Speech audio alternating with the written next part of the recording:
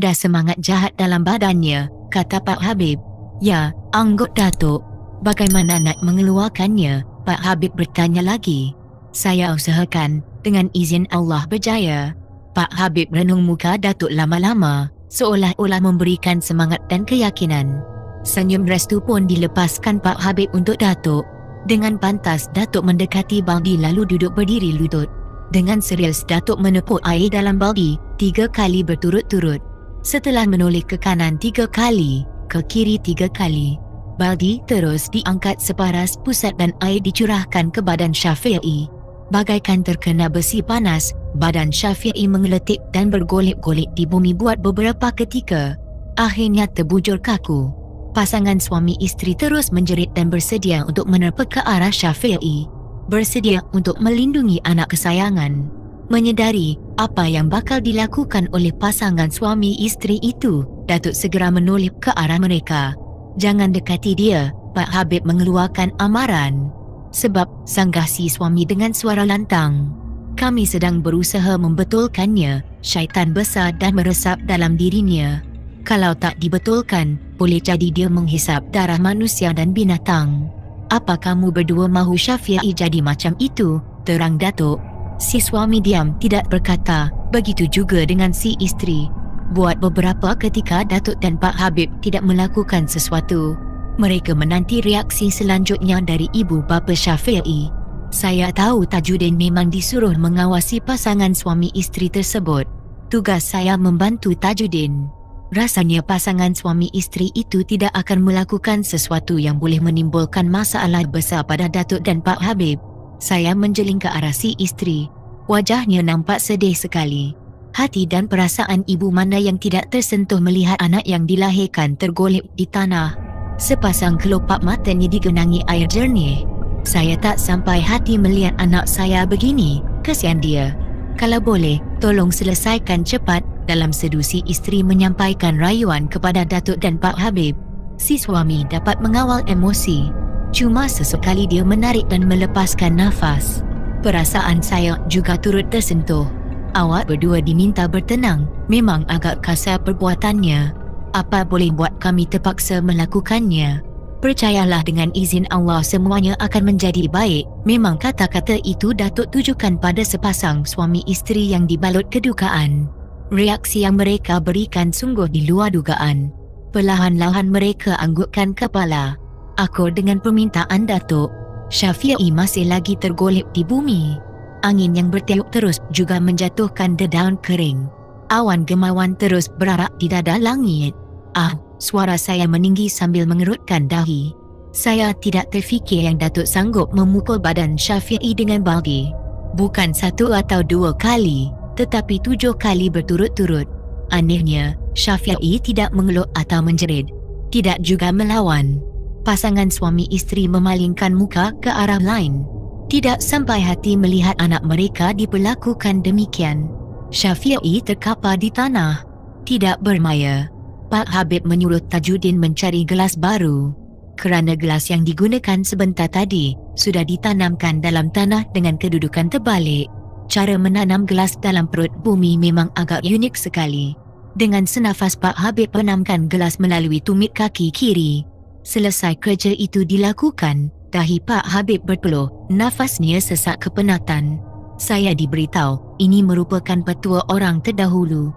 Membelenggu syaitan secara simbolik agar jangan mengulangi perbuatan yang sama pada mangsanya. Saya kira perbuatan ini tidak bertentangan dengan akidah agama. Bila saya minta penjelasan dari Pak Habib seminggu setelah peristiwa itu, apakah perbuatan itu salah dari sisi agama? Dia tidak memberikan sebarang komentar.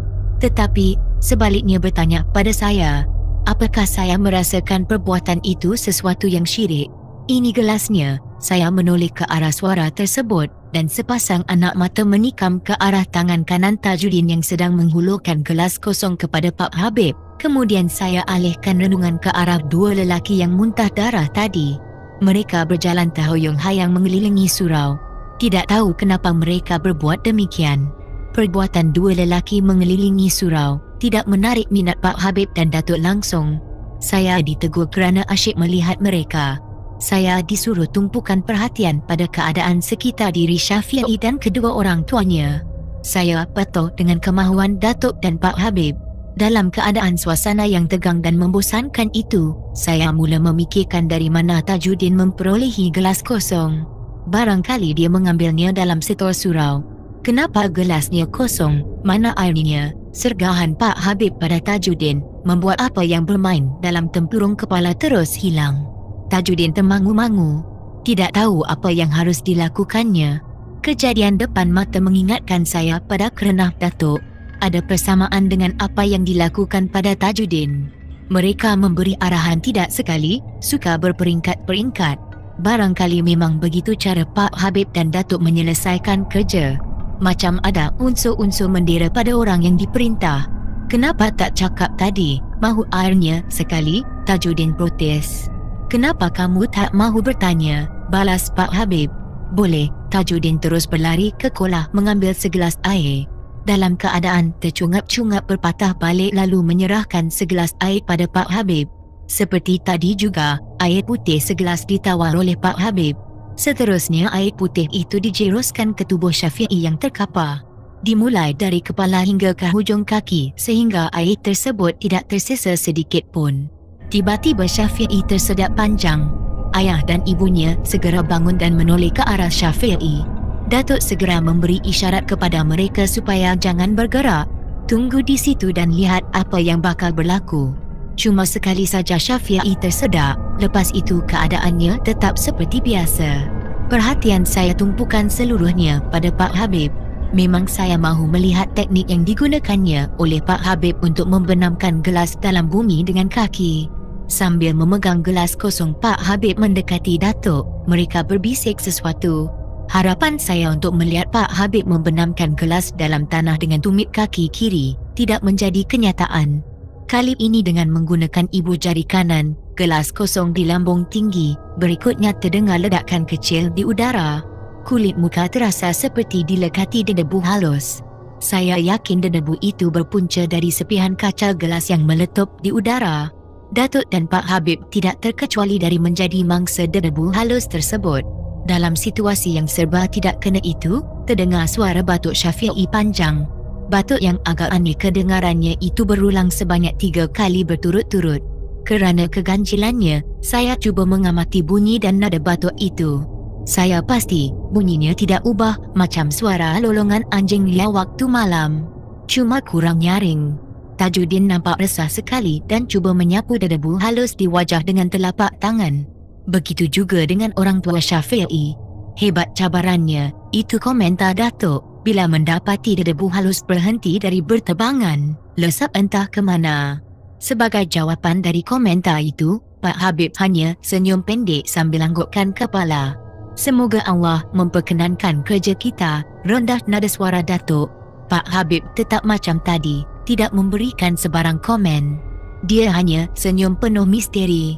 Udah, Syafi'i mengeluh. Serentak dengan itu badannya bergerak-gerak melintut liuk, macam mula.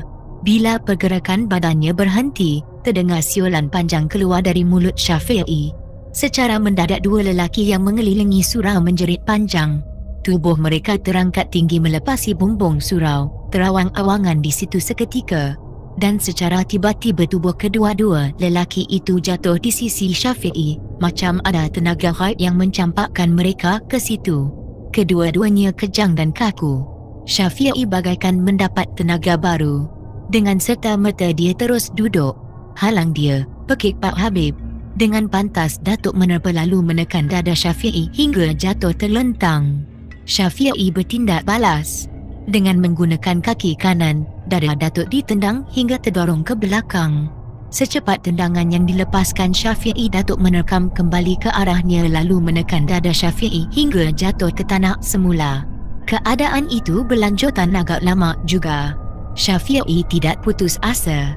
Dia terus mencuba dan mencuba. Satu ketika Syafi'i berhasil berdiri setelah berjaya melepaskan penumbuk kencang ke pangkal leher Datuk. Dalam keadaan pening-pening lalat, Datuk tersembam mencium bumi. Kesempatan yang terhidang terus dimanfaatkan oleh Syafi'i. Dia mahu meluru ke arah surau. Dalam keadaan yang tidak seimbang itu, Secara kebetulan sepasang tangan Datuk terkena kaki kanan Syafi'i. Dengan pantas Datuk menariknya. Syafi'i jatuh melintangi atas tubuh kedua-dua pengikutnya yang kejang kaku. Sebelum sempat Syafi'i bangun, Datuk segera mendekati dan memeluknya dengan sekuat mungkin. Dalam keadaan yang sukar itu, Datuk mendekatkan mulutnya ke telinga kanan Syafi'i lalu membisikkan sesuatu. Bila gerak bibir Datuk berhenti, Syafi'i mengeluarkan suara seperti salakan anjing liar. Salakan yang pada mulanya keras dan mendayu-dayu beransur-ansur perlahan dan akhirnya hilang. Syafi'i kelihatan amat letih, tidak bermaya. Saat dia menarik dan melepaskan nafas, gerak dadanya amat perlahan sekali. Bila diyakini Syafi'i kehabisan tenaga dan tidak boleh melakukan sesuatu, barulah Datuk melepaskan sepasang tangannya yang memeluk tubuh Syafi'i. Pak Habib segera mendekati Datuk. Saya dan Tajuddin turut sama mendekatinya. Tetapi, pasangan suami isteri tidak berganjak dari tempat asalnya. Tajuddin dengan tamah. Saya dan Tajuddin segera merenung wajah Datuk. Kami mengharapkan dia akan menyambung percakapan yang terhenti. Hampir 5 saat menanti tiada kata-kata yang terhambur dari mulut Datuk. His, Tajuddin mendengus panjang. Dia memprotes sikap Datuk yang suka berhenti bercakap secara mengejut. Sesungguhnya, saya juga meluat dengan perangai tersebut. Tama, Tajuddin, Datuk menyambung kembali kata-kata yang terputus tadi. Angkat mereka bertiga dan susun sebaris. Syafi'i mesti berada di tengah-tengah. Baik, serentak saya dan Tajuddin memberikan jawapan. Mula-mula, saya dan Tajuddin angkat tubuh Syafi'i dahulu. Terasa berat macam ada batu dalam badan. Kemudian baru mengangkat tubuh pengikutnya. Seorang diletakkan sebelah kanan, manakala seorang lagi di sebelah kiri. Saya disuruh oleh Datuk mengambil 3 helai sejadah dari dalam surau. Arahan itu saya patuhi. Semasa sejadah mahu diserahkan pada Datuk, dia tidak mahu menerimanya. Saya hulurkan pada Pak Habib. Dia juga tidak mahu mengambilnya. Saya jadi serba salah. Tajuddin, kamu ambil sehelai. Tutup orang di kiri Syafi'i. Dengan tenang Tajuddin mematuhi arahan Datuk. Ambil lagi sehelai. Tutup orang di kanannya.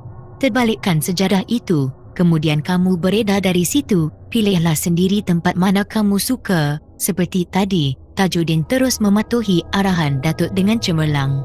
Bila tugasnya selesai, Tajuddin terus berdiri dekat Pak Habib. Tugas kamu tamam. Saya hadapkan wajah ke arah Datuk, menanti arahan selanjut darinya. Kerana lambat sangat Datuk mengeluarkan arahan, saya terus mengajukan pertanyaan padanya. Apa yang mesti saya buat, Tok? Kamu tak tahu erti sabar. Datuk menghadik.